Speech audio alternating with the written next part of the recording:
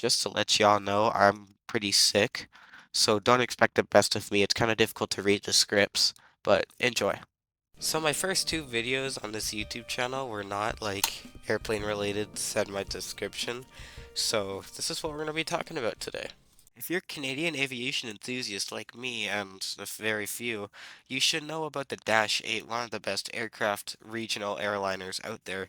And it's got a couple of variants too that we're going to talk about, and we're going to talk about its history and what the future hopes to look like for it. Yeah, don't mind the mic, by the way, it's just a crappy headset. So we're going to talk about the Dash 8 and like nuts variants. We're going to talk about that. So the Dash 8 is a series of turboprop regional airliners introduced by de Havilland Canada in 1984.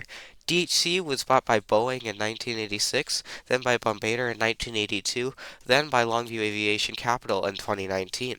The Dash 8 is powered by two Pratt& Whitney Canada PW150s, and it was developed and redesigned from the Dash 7 with improved cruise performance and lower operational cost without stall performance. The Dash 8 was offered in four sizes: the initial 100 series, the powerful 200 series, and the 300 series, which is pretty basic, and then the more commonly 400 series. Q and Q400 standing for quiet, by the way. Another fun fact, the 1000th Q400 was delivered on November 2010. WestJet is the current biggest operator of the Q400, and it has been for a while now.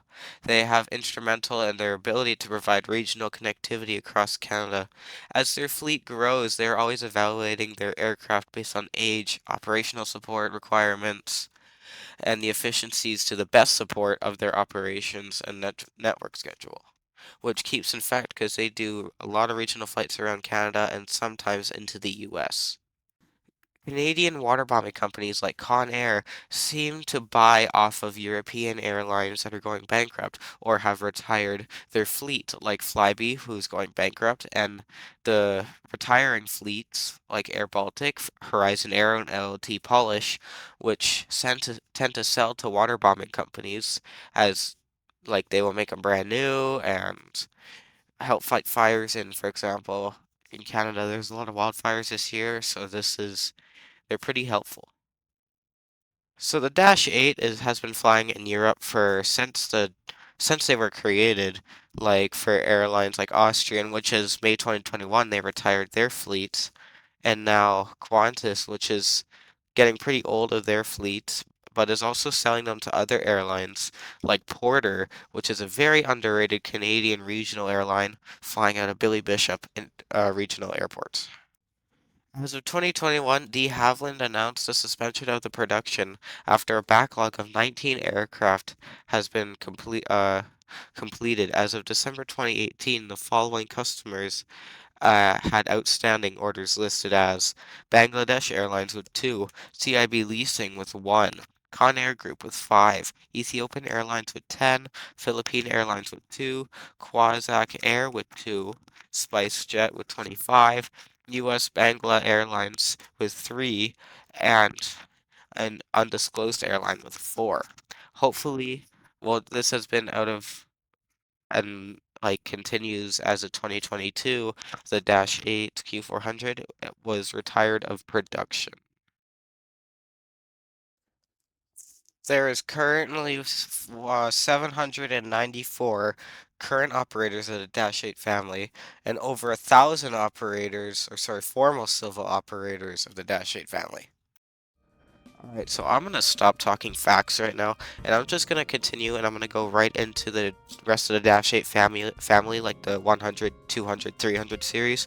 We're gonna do a quick roundup of that, and we're gonna hopefully talk about the future of the Dash 8 Q400 and my history with the Dash 8 Q400. Alright, so the Dash 8 Q100 was the first of the Dash 8 series entirely. It was a 37 to 39 passenger version of the Dash 8 that entered service in 1984, first time for Air Noront Air or something. I can't say that. It was powered by a Pratt& Whitney Canada PW120, and later units were the PW121. Alright, so this is the Series 200 now that kept the same airframe as the Series 100 with 37 to 39 passengers as the 100, but redesigned and improved performance for faster trips. The Series 200 used more powerful Pratt& and Whitney Canada PW123 engines rated at about 1600 kilowatts of power. The Series 300 introduced a longer airframe that was stretched to 3.43 meters over the Series 100 and 200, and has a passenger capacity of 50 to 56. The Series 300 also used Pratt& and Whitney PW123 engines that were stronger than the last, and had about an engine power of 1,774 kilowatts. Design service life was about 80,000 flight cycles. Under an extended service program launched in 2017, the service life of the Dash 8 300 was extended by 50%, or approximately 15 years. That's about 120,000 flight cycles. That's why we see a lot coming around in charter airlines and training flights. My history with the Dash 8 Q400, I recently flew on one this summer down to Calgary. So, because I'm from Grand Prairie, Alberta, and they have a regional airport there where they do some 737 flights. Like sometimes when an important Dash 8 flight gets canceled, but we only do Q400s here, and like sometimes get to go play and spot them when I'm in the area.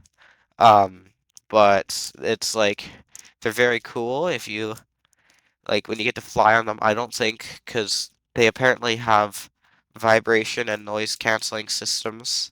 Not noise canceling, just noise reducing systems throughout the aircraft, but I don't believe that. On my flight, it was very vibrate and it was not as loud as I thought it would be, but it was still pretty loud. But I have a very nice and very cool history with it. So if you want to go check out my YouTube shorts, you should be able to see my my plane spotting mainly Dash 8s there. So thank you so much for watching the video. I hope you enjoyed my first plane video. It's not gonna be the best. I know the voiceovers kind of suck because I'm sick, but hopefully when I get better and when I'm gonna start talking about more airplanes like this, hopefully I'll be able to make more videos and be better at it. Thank you guys so much for watching. Goodbye.